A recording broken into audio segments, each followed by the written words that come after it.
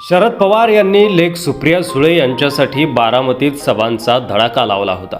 लेकीच्या प्रचारासाठी शेवटच्या दिवशीही शरद पवारांनी स्वतःला झोकून दिलं। रणरणत ऊन आणि शरीरात थकवा देखील दिसून येत होता। तर शरद पवारांचा आजच्या सभेत आवाजही बसल्याचं पाहायला मिळालं।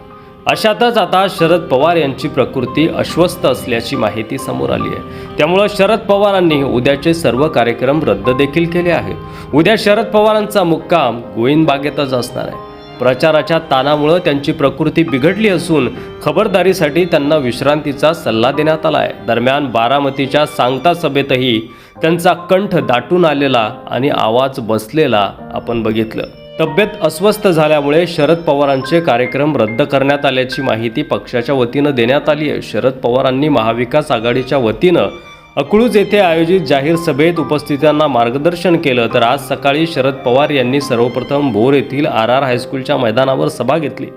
शरद पवार यांनी भोरनंतर इंदापूर येथील मार्केट कमिटीच्या मैदानावर सभा घेतली। दरम्यान शरद पवारांचं मतदान यंदा बारामतीत असणार आहे।